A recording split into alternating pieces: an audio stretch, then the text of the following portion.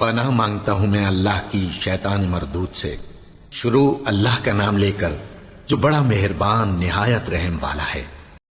ستارے کی قسم جب غائب ہونے لگے کہ تمہارے رفیق یعنی ہمارے نبی نہ رستہ بھولے ہیں نہ بھٹکے ہیں اور نہ یہ خواہش نفس سے کچھ بولتے ہیں۔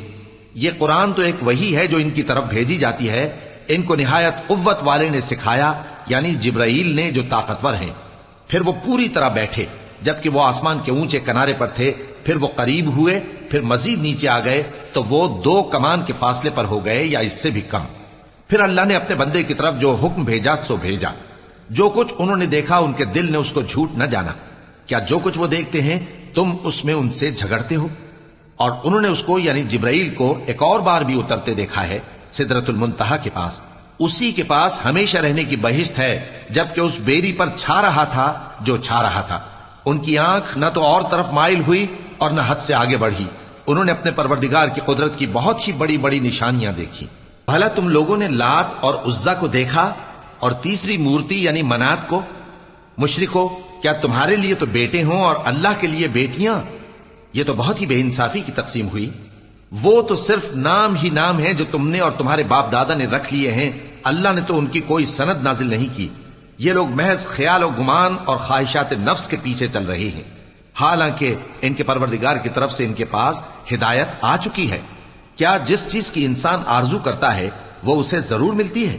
سو آخرت اور دنیا تو اللہ ہی کے ہاتھ میں ہے۔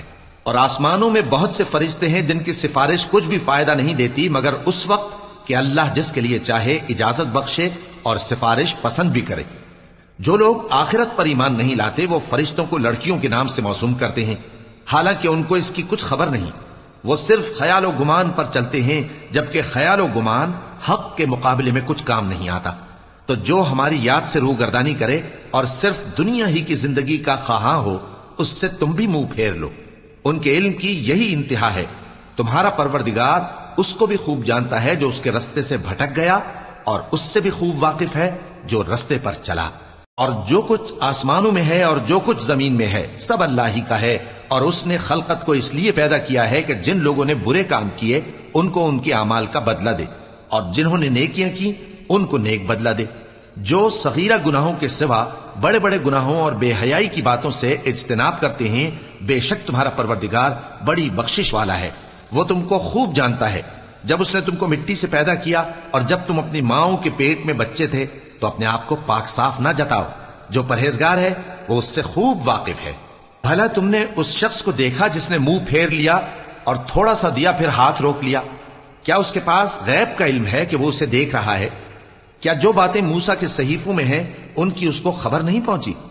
اور ابراہیم کے صحیفوں کی جنہوں نے حق کے طاعت اور رسالت پورا کیا وہ یہ کہ کوئی شخص دوسرے کے گناہ کا بوجھ نہیں اٹھائے گا، اور یہ کہ انسان کو وہی ملتا ہے جس کے لیے وہ محنت کرتا ہے، اور یہ کہ اس کی محنت کا جائزہ لیا جائے گا، پھر اس کو اس کا پورا پورا بدلہ دیا جائے گا، اور یہ کہ تمہارے پروردگار ہی کے پاس پہنچنا ہے، اور یہ کہ وہ ہنساتا اور رلاتا ہے، اور یہ کہ وہی مارتا اور جلاتا ہے، اور یہ کہ وہی دونوں جوڑے یعنی نر اور مادہ پیدا کرتا ہے یعنی نطفے سے جو رحم میں ڈالا جاتا ہے، اور یہ کہ قیامت کو دوبارہ اٹھانا اسی کا ذمہ ہے، اور یہ کہ وہی دولت مند بناتا اور وہی مفلس کرتا ہے، اور یہ کہ وہی شیرا نامی تارے کا بھی مالک ہے، اور یہ کہ اسی نے عاد اول کو ہلاک کر ڈالا اور سمود کو بھی، غرض کسی کو باقی نہ چھوڑا، اور ان سے پہلے قوم نوح کو بھی۔ کچھ شک نہیں کہ وہ لوگ بڑے ہی ظالم اور بڑے ہی سرکش تھے، اور اسی نے الٹی ہوئی بستیوں کو دے پٹکا، پھر ان پر جو چیز چھا گئی سو چھا گئی۔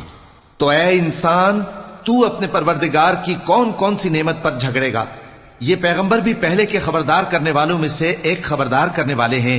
آنے والی یعنی قیامت قریب آ پہنچی، اس دن کی تکلیفوں کو اللہ کے سوا کوئی دور نہیں کر سکے گا۔